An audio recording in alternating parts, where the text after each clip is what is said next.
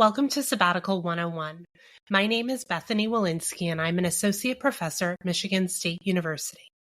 I had a life-changing sabbatical, and I'm on a mission to help fellow academics do the same. This podcast is a resource for all things academic sabbaticals. Each episode will provide you with inspiration and insight into the sabbatical planning process, regardless of your institution, discipline, length of sabbatical, or where you plan to sabbatical. I'm so excited to have you along for the ride. Monika Gulia-Nuss is an associate professor in the Department of Biochemistry and Molecular Biology at the University of Nevada, Reno.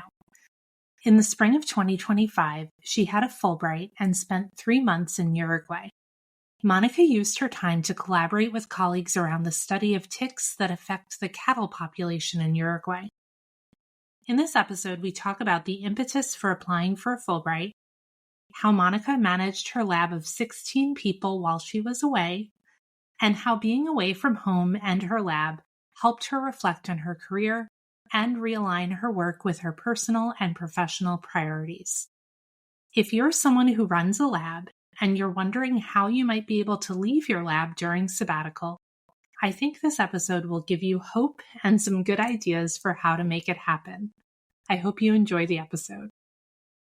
Hi, Monika. Thank you so much for being on the Sabbatical 101 podcast today. Hi, Bethany. Thank you for the invitation. So before we get started and hear about your Fulbright, I would love if you could just introduce yourself to our listeners, say a little bit about who you are, where you're located, and what field you're in.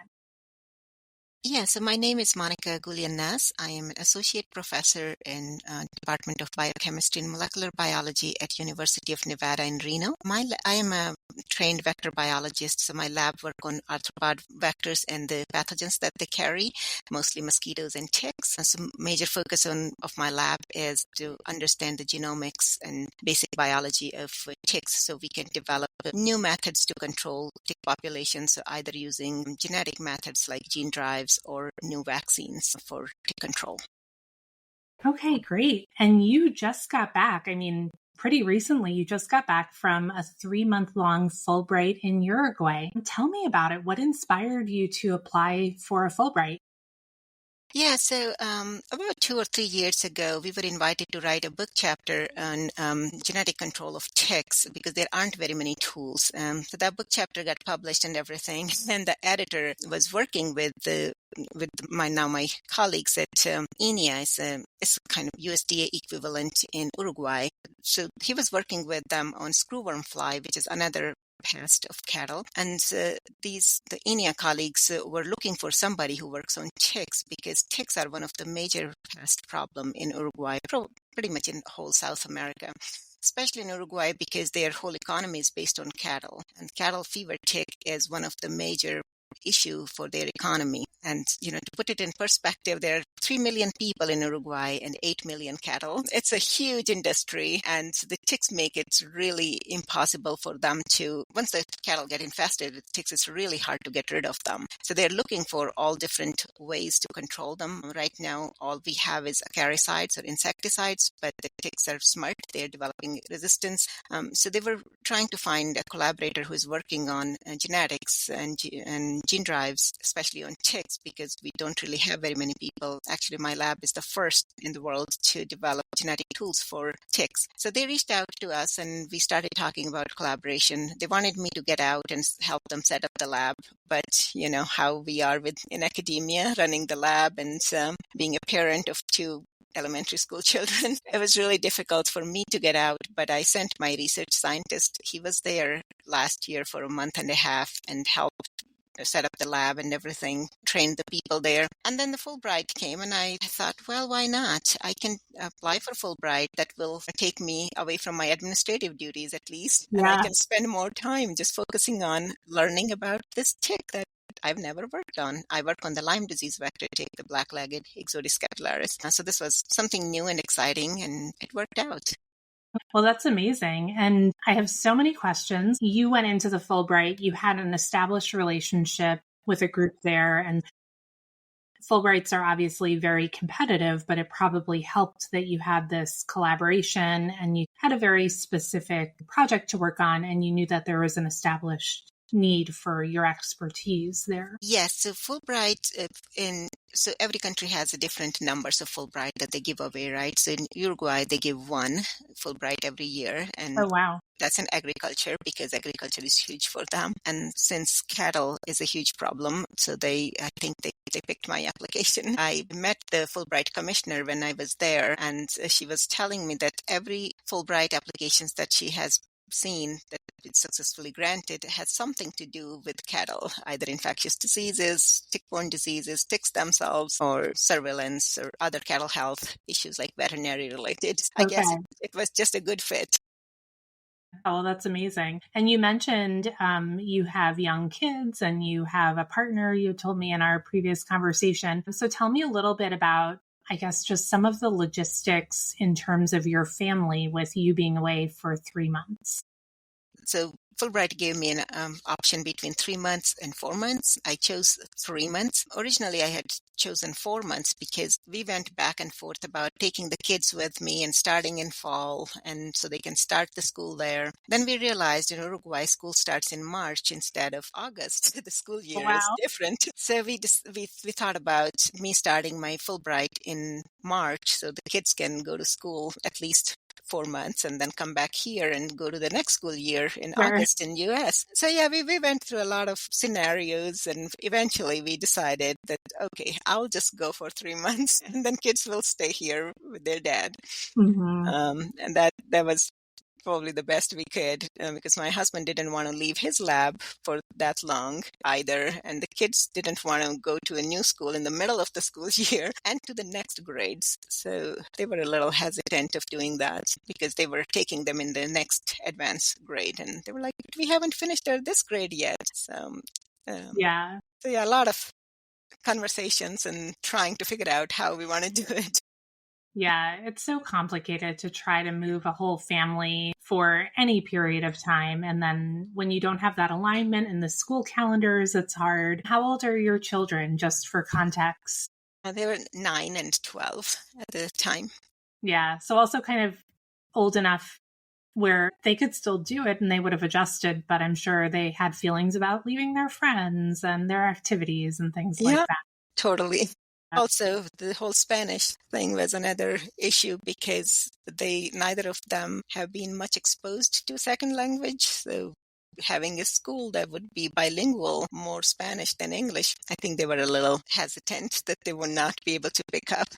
Yeah, especially when you're only there for a shorter amount of time. We were worried for our kids when we went to France. We knew we would only be there for 4 or 5 months. And that's for kids who had no French, that's not a long time to give them. I think by the time you get 4 or 5 months in, then you're maybe starting to feel comfortable. So you run a lab at your home institution. Tell me more about that, because I would imagine it's pretty complicated to leave a lab and you're doing this work in Uruguay with collaborators, and then you're also trying to keep your lab running at home. So how did you negotiate? So my lab is pretty large right now, and I am at a position now after 9 years at this university that my lab kind of more self-sufficient. They don't need me for one-on-one all the time. So I have 4 research scientists. They are non-tenure track faculty positions here. I have 4 graduate students. 2 of them are pretty senior and 2 just started last year, so I feel bad for them. I have a lab manager and I had 5 graduate students last semester, 5 undergraduates, I'm sorry. So those undergraduates have been with me for a couple of semesters as well. So pretty much everybody was more established except for 2 new graduate students. They were still learning their way. But having those senior people in the lab helped with all that because they were able to take care of the graduate student projects. And then we continued doing our meetings, our weekly lab meetings via Zoom. And all my people had my cell phone number. I kept my US phone number actually, so to make it easier. And they had of course, they had my email, but just to be able to text me if there's something comes up quick and I can answer them. That helped a lot. So we stayed in touch. We met pretty regularly. I would say almost every day or every other day, but our more formal meetings were weekly meetings. So I think having senior people, when you start, for anybody else who is thinking about it, I think when you start feeling comfortable that the lab can run in your absence for at least a little bit, that's a good time to test it out, I guess. Yeah. So if you have a postdoc or a senior Senior scientist, graduate student, maybe. yeah, someone who can be there, because I would imagine it's just nice having someone there for the quick questions so you can be a little bit further away, because obviously there are also things that you're trying to accomplish in Uruguay and in the lab you're working in there. Yeah. I think it was also nice for me because I used to do a lot of bench work when I was a new assistant professor, but as we grow in our positions, it becomes less and less on bench and more on the desk. Supervision and writing grants, I'm sure. Yes, exactly. It takes so much. And I'm also a graduate director, so that also takes time, all the graduate school stuff. Being back on bench in Uruguay was kind of making me think again, okay, yeah, things take time. I cannot be impatient. Helping you be more patient with your students. Exactly. Yeah. Reminds you, it makes you humble. Yeah. Yep. So what was your day-to-day like in Uruguay? Were you in the lab every day at the bench? Were you out in the field? What kind of work was it? Yeah, I was mostly in the lab. It was interesting because the institute, INEA, is in a very small place close to a little bit bigger place. I was in Colonia del Sacramento. That was my home base. And then they had shuttles that will pick you up in the morning. So you have to be at the bus stop at 7, and then the bus will bring you back at 4. So your day is 7:30 to 3:30, kind of, because it takes half hour. So in a way, it was nice because here also I get to my office around 7 after dropping off the kids, and I leave around 4:30. So time-wise, it was pretty similar. But since Uruguay is 5 hours ahead of U.S. time, I had more time to work because I will start my day early. And then when I come back home, it's still just 11 here in U.S. and I still have the whole day to work with my lab. Okay. Yeah, so I was mostly in the lab doing experiments or training people in different techniques that we are using here, meetings with people there. We also did a 2-day-long workshop to teach other veterinary folks and researchers who ever wanted to learn more about tick genetics. So we offered that workshop. That was pretty fun. And then I did actually get out in the field to collect some ticks and meet the ranchers and farmers to talk about what's the actual problem. It's just for my own understanding of how big this problem is with tick resistance and what they are doing and how can we help in the future. Yeah. And a couple things come to mind. The first is, so do you feel like you were working kind of 2 work days? Because I've done this where I do research in Tanzania, and sometimes I'll have, like, I was on a search committee and I was in Tanzania for a week, and I would have my day in Tanzania, and then I would have my search committee meetings in the evening, and it can be a lot too. Yes, no, many times felt like that because, as I said, when I come back home at 4, it will be 11 back home on West Coast. So I will then start working with my lab people or departmental duties. As a grad director, there's always some issues or other. Yeah. And then my lab is 16 people, not including me now. So somebody always have some questions, working with them, or try to work on manuscripts and grant proposal that I wanted to do for a long time, but we're just sitting there waiting for time. So yeah, it does feel like long day or 2 days. When you think about the Fulbright time, what do you think worked really well in terms of keeping the lab running? And it also sounds like you had a little space to be in a different kind of role that might have been energizing or revitalizing in some way. Yeah, I think, as I said, I really enjoyed, I have always enjoyed being on bench and doing things with my own hands and running my own experiments. That's always makes me happy. Even here when I'm busy, I keep my bench space and I do some experiments sometimes, but that gets smaller and smaller period of time. I think what really helped with one of the things with Fulbright is since you have to write a proposal, you already know what you want to do, what your objectives are, and what you want to accomplish. Of course, as scientists, we want to accomplish too much more than we actually can in the given time. So keeping those expectations in check was kind of important as well. That, okay, it's only 3 months. And out of that 3 months, I'm going to take some time off and my family comes over. So I really have like 2.5 months. What can I actually do in this 2.5 months that's helpful, not for just us, but our collaborators as well. And, more kind of doing the groundwork so that they can continue working on it after I leave. So having, I think just having that kind of objectives in mind that what we want to accomplish with this 2.5 months period was important, and keeping in touch with my lab back and forth and what they are doing and how we can test that. But what we are doing in black-legged tick, can I try this? Can you send me materials so I can try it in this tick? So I think that back and forth conversation helped a lot as well. Yeah. Will you continue this collaboration with the folks in Uruguay? Like, is this feeding into the work that you're doing in your lab too? Yeah, we already got funded for the grant proposal that we wrote together with the Uruguayan collaborators. It's a Uruguayan funding, so it doesn't come any money doesn't come to the US, but we have this bilateral now collaboration where they can come to my lab to learn new techniques, or they can invite us fully paid through the grant to stay there for couple of weeks to help them out with experiments if things are not working as fast as we would like them to be, or bring our whatever we develop new techniques in black-legged tick, we can take it back there to the cattle fever tick. That's amazing. Yeah. Well, congratulations. I mean, that sounds like a really fruitful, that's kind of, I think, the dream of what Fulbrights are for, right? That they seed these collaborations. That sounds really exciting. So you mentioned that your family came to spend a little bit of time with you.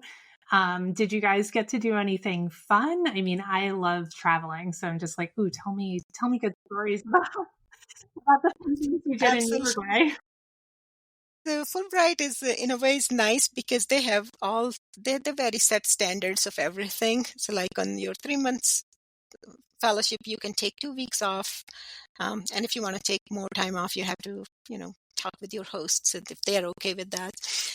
I had my 2 weeks off that I planned when my family came over. They came over for 3 weeks because the kids had 2 weeks of spring break and we added 1 more week to it. So first I just wanted them to enjoy the small town of Colonia. It's a beach town. It's beautiful. It's historical, nice Spanish Portuguese architecture, very walkable. So they just loved being on the beach every day because we live in Reno. The beach is at least half hour to go. And so they were just right at the beach there. So really enjoyed it. And then we took a trip to Atacama Desert. I know, from desert to desert. I guess we just love deserts. That was really fun. I mean, the geography is just so amazing. One day you are, in the desert and it's hot, and the next day you are in your ski gear at 14,000 feet. Wow. It was just absolutely amazing. And then we stopped in Iguazu Falls towards the Brazilian sides and got to see the beautiful falls and spent a little bit of time in Argentina. So I think we got to do quite a bit of diverse things and really enjoyed it.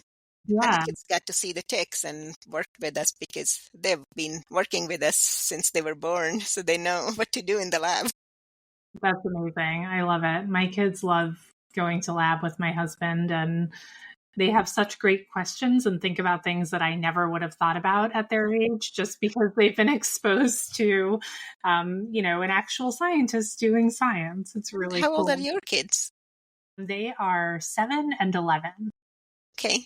Yeah. So, and my daughter was just the star student. She's 7. She's in first grade. And she has always said up until now that she wants to be an artist when she grows up. But on her star student poster, she said a scientist. And so maybe she'll be a scientist and an artist. It is yet unknown. Yeah. Well, no, that's with my kids too. My daughter just turned 10, and for a long time she wanted to be a veterinarian. But then our cat got sick and she realized that that's not a lot of fun because veterinarian mostly see the sick animals. So now she Yeah, wants to be a chemist. So we will see. there you go. She still has a little bit of time to decide, but good ideas. So, as you think about how things went during your Fulbright, is there anything that you would do differently in the future? Yeah, I think it took me a while to dial down my expectations of what I can achieve in 2.5 months. So I think that would be my biggest thing will be to go with the expectations that, okay, we want to get at least something done, not everything on my list probably. So not to be myself to say, oh, I didn't get this done. So yeah, I think Yeah. other than that, everything else went pretty well. My hosts were wonderful, and I don't think I would change much. Maybe just my own expectations a little. That's Yeah. hard being a scientist, right? It's so hard. I think it's the typical trope of academics. We always think we can accomplish more than we can. And then I think when you add this extra layer of, you're going to a different institution in a different country with a different culture Culture, and yeah, a different culture of higher education. So there are a lot of little things that you're navigating. It's not like, oh, I'll just walk into lab and start doing bench work the way that you would in yeah. your No, own lab at home. totally. I think I annoyed my hosts a lot in the beginning, the first week, because I was like, I'm here at 7:30. Yes, let's go. What are we doing today? Or this is my list of things I want to accomplish this week. And they're like, just slow down. We're like, let's have some coffee. Let's like chat a Yeah, little bit. I'll sit down, have mate. And I was like, but we need to do all this. Yeah, the Yeah, first week absolutely. was a little rushed. And then I was like, okay, we can still accomplish whatever I want to and not make it a huge deal. Yeah, I mean, I've been doing work in Tanzania for 20 years now, and I think what I've learned is like the more I try to push my agenda, the less likelihood of success. And so there is a kind of, Yeah. okay, I'm going to follow other people's lead. And it takes a little time to adapt and adjust and ease our way into it. No, I totally agree because I had the kind of similar experience. So my hosts were both in Montevideo, which is the capital of Uruguay, and they had their offices over there. And in Colonia and Inia, they had their research team, but they would only come once a week. Mm. So I was like, okay, so I have my own experiments planned. It's okay. I don't need to talk to them, but sometimes they won't show up on the day they were supposed to be, and their team knows, but they wouldn't tell me that they're not coming. And here I am thinking about, okay, we can talk about this and this meeting. And so then I realized that's how things work. Everybody's on their WhatsApp. This is a WhatsApp Yeah. group thing. So either I join the WhatsApp or I just ask what's going on today. Are people coming or not? Yeah. So yeah, no, it's different. Well, although I'm from India, I did my higher education in India, where it's a somewhat similar culture. But I've been here for 20 years and I've forgotten, relearning. Yeah, for sure. But it's also a good reminder, I think, sometimes that we can slow down the pace and still accomplish things, and that there's importance or value to making time for the relational aspects of our work too. Exactly. So my last question for you, Monika, is what advice do you have for fellow scientists who are running a lab and may be thinking about going away, either just for research leave on a Fulbright like you did, or for their sabbatical? I haven't taken a sabbatical yet, but I would like to take one. I think it's really important to, it gives you time to reflect on your own science, on, work you are doing, and, I would say rest and rejuvenate, although it's not much resting, but definitely rejuvenation and, seeing world with and even your own research from a different set of eyes is helpful. At least that's how I felt. I think I really needed the break because I've been just for the last 9 years going, and haven't really had time to just sit back and see, okay, which direction I want to take my research to. And the sabbatical or this Fulbright really gave me the opportunity to reflect on my own research and what's important and what's not, what I really value, what projects I can, I'm not super excited about, and I can just let them go. Have my people, if they want to continue them, it's up to them. But what is really I want to achieve next is, kind of reflecting on my science and life in general as well.